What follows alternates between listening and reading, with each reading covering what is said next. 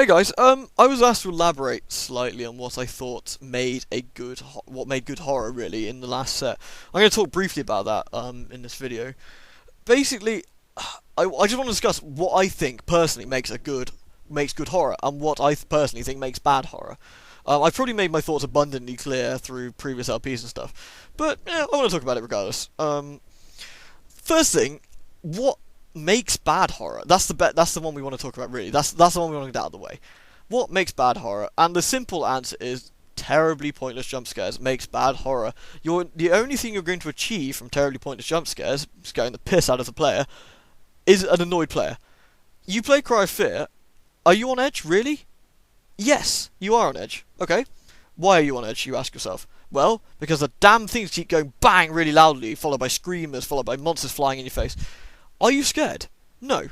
I'm on edge, but I'm not scared. And why are you not scared? Because it happens all the damn time. I'm expecting the unexpected, if you like. I'm expecting it to go boom and ah, and you've completely lost your effect. Now, jump scares are effective when used correctly.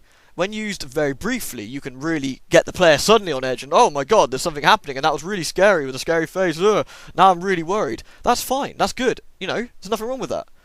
But doing it constantly is terrible, and that's really going to make the horror suffer. You know, your player is not going to care when the 20,000th horrific tentacled freak is going to jump out of them. Or if this keeps going on, say, you've got a game like Cry of Fear where you have a legitimate scare going on, something creepy you want the player to see, but they don't care anymore because they're more looking out for the next thing that's going to fly out the nearest window and try and, like, hang on to their ass. And it's not exciting, and it's just irritating and not scary. But anyway, that's got that one out of the way. Jump scares, good in moderation. You know, don't overuse them. That's terrible. But moving on, I want to quickly say what I want to say is a good game for horror and a bad game for horror. It's very cliched and obvious to go with Amnesia. Amnesia is a perfect example of how horror can be done really well. You are put in a position where you are vulnerable, which adds to the scares. You are being hunted by something, adds to the scares. You have a system where looking at a monster can get you killed. Now, I don't know about you guys, but Penumbra did this as well. If there's something coming for you, you can't look at it, you don't know where the monster is, that immediately makes you more worried. I don't know where this thing is. It could be anywhere. It could be behind me. Well, sometimes I turn around and see my face. That's frightening. And if I look at it, it's going to get me. So I have to keep not looking at it. That's really cool. That's very well done. Amnesia does this perfectly. Amnesia also uses darkness to the point where it's not a gimmick like in Doom. I'm sorry, Doom 3 fans, but Doom 3's darkness is a gimmick. The lighting is beautiful in the game, but it doesn't need the whole torch mechanic. I've played the original. It really doesn't need the torch mechanic. Doom 3 does not need the swapping. It arbitrarily tries to add scares to the gameplay where there are, in fact, none. The darkness does not add scares. The fact that monsters are popping out and smash you in the face when it's dark is not scary. It is irritating. That's the thing. That's the difference there. You've got Imp flying out of a corridor behind you. You turn around, it's in your face, but you didn't see it because it was dark, you know? And then you swap to the torch. Oh god, Imp. Now, again, that's almost like a brand of jump scare, but that's using darkness in a very poor manner. You're using it to try and arbitrarily freak out the player, where technically you shouldn't even be bothering. It's a very cheap way of trying to get scares, where, in the same way that Cry of Fear used the jump scares, eventually you're not going to care.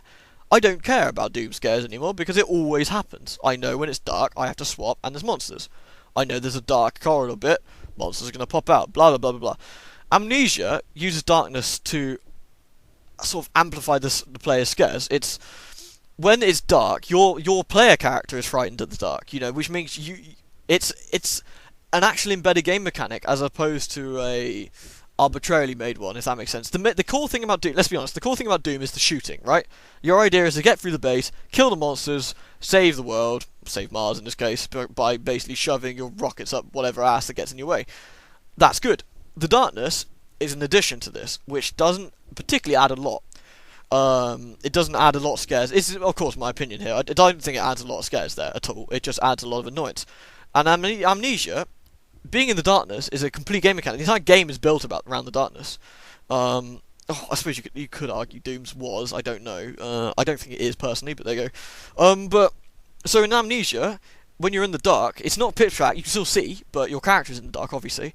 He's frightened of the dark, so he's making noise, and you're trying to hide from a monster. So you've got to use this moment to try and move left, move right, try and avoid the monster, try and avoid the flappy-jawed freak that's trying to do you in.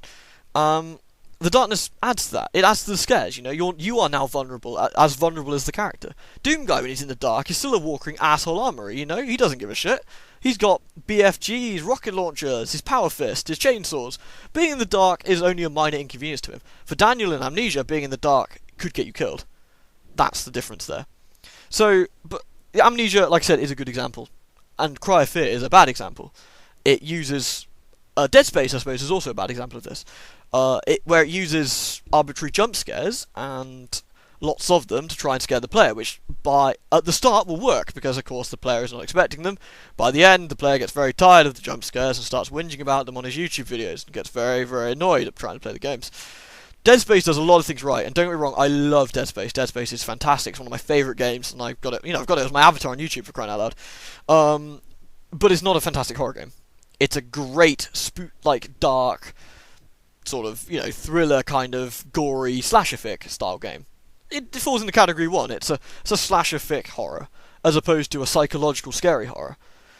And, I gave the example of Amnesia being sort of a scary game. Amnesia does everything right. Silent Hill is another one that does everything right. It doesn't need darkness or jump scares to scare you. It uses horrific imagery. It uses psychological threats. It uses, your character's own vulnerabilities to add to the gameplay. And that's what's going to make it scary. These are the gaming examples that already exist. So, yeah. Another example that makes something terrifying of a game is Stalker. The Stalker series, you wouldn't even imagine it to be anything horror about them. You're a armed-to-the-teeth Russian man who's gone into the zone. Russian? Yeah. Yeah, Ukrainian, probably. It depends. Anyway, point being, you are an armed-to-the-teeth bloke. You've gone into the zone. You're collecting artifacts. You're trying to get to the heart of the zone. You've got a task to do. Simple. It just out of nowhere, it adds a few sections of the labs, which is where the rest of the game is well lit. This is now adding to the vulnerability of the section. This one section is darker than the rest. You're underground. You have got no backup. There's strange noises coming out everywhere. You're now suddenly scared. There's no jump scares needed, but the horrific things that are beneath the earth are terrifying. That's a really, really quite effective way of doing it. But then there's other parts of Stalker that relies on jump scares, which is bad, but anyway, the labs are a really good part of them, so. Going back to Dead Space again, as an example of bad, I think probably a little bit unfair, actually, now I think about it, but Dead Space's sound design is perfect, and that is actually what is scary, but unfortunately, because of the jump scares, you lose all that. Eventually, the sound design doesn't matter, because you keep expecting that one slinky-tailed asshole to jump out and, bum you from, half a room away. So, I don't care at this point. Your sound design's fantastic, it's really creepy, but I don't care anymore, really. Because you keep jumping me out. And I go, oh, it's just another monster, blam, blam, blam. And now, that's all you've turned your game into, just another monster. Cool. So that's the sort of real-life examples out of the way. I do apologise if I'm whittering on, I'm just throwing the things that come to my head. Now, I'm not sure if I covered this or I did it in the test video I was trying, but what makes good horror, I suppose? Imagine if I was to design a horror game, this is what I would do to spook the player. I talked about it briefly in Amnesia Custom Stories. Why not give the player something just out of vision to spook them? Something subtle, something spooky. Silent Hill does it with the lift numbers. You go into one of the lifts in the hospital and you suddenly gained an extra floor. That's spooky. It doesn't need to scream at you. It doesn't need to be completely gory or horrific or blood everywhere. It needs to be subtle and spooky. And it does the job.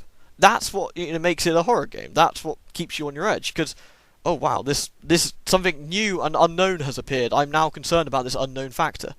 I'm not expecting it to go boo. I'm not expecting it to go I'm just concerned.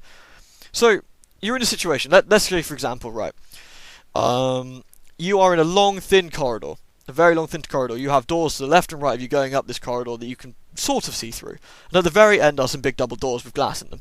Now, it's all well lit, but you're walking along, and suddenly you can see a shape, not much, but at the corner of your eye kind of thing, at the very end of the corridor. Just walk across, just quickly. That's all you need, and your character to notice, like very Call of Cthulhu style, with Jack noticing things in windows. And it goes, he goes, oh, I'm scared by this now, I'm frightened. And suddenly, you don't even need to do a jump scare. You don't need to do anything. The player is on edge now. The player is scared because something unknown has happened. Now, it doesn't suddenly need to run through the corridor and burst out one of the doors on the side to you. You don't need to do it. You've done your job. The horror is already there. The spooks are there. Now, with sound design, you could do some good stuff. You could you can make your character walk along this corridor, this very sort of dingy corridor, but occasionally have something walk to the side. or make a noise, or anything, or scuttle behind if you're using surround sound, something like that. That's pretty creepy. And now the player is using their imagination. What is that? You don't even need to model the monster, even if there is one, because the player is suddenly on edge. It didn't do a jump scare, it didn't do anything, it didn't abuse darkness in a way that was pointless. It just went for it. It made a scare without being cheap. And now your player is concerned. Silent Hill does this kind of thing all the time, where something will make a noise perhaps, or something will change, and then you're suddenly really worried about going through those damn doors, because what the hell is beyond there? When in most times there's nothing, or it's just a normal enemy, and you're just like, oh okay, I'm not so worried now. But it's just the anticipation of that is so spooky. That's the kind of thing I mean. That's just something I would do. If I was making a horror game, it'd all be about the suspense. Everything is about the suspense. When the game is in control and you're not, anything can happen, and that is what makes something scary. I wish I could think of more real-world examples. Call of Duty does some of this, like I said, it does that, but it also does the sort of Lovecraftian horror, which is, oh god, I can't take what I'm seeing kind of thing, which works to a certain extent, but in video game, you can take what you're seeing because it's a video game. The character can't, and the character's starting to see things and go crazy. But you can. Whereas if you're screwing with the player directly rather than the player character, that's... you have to be careful not to take the player out of the experience, sure, but like I said, if you're playing the amnesia thing, and as you sweep the room, it looks like something's in the chair, maybe. Was there a ghost or a figure in that chair? Was there something spooky there? Were you imagining things? When you look back, it's gone. Did the player see it? Does it matter? The player is now concerned. There is something in the room with them. Or is there? Mystery. I don't know. I need to write my thoughts down to a notebook or something, because it's very broken and weird. So, I haven't got really much more to say on it, but that's the sort of thing what I'd call, good, bad horror, and what I think you could use to spook people.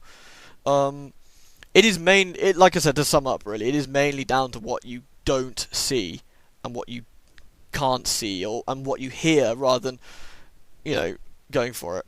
God, I keep going into examples. I really should wrap this up. I do apologise for rambling, guys. I appreciate that you're listening to me, if you still are.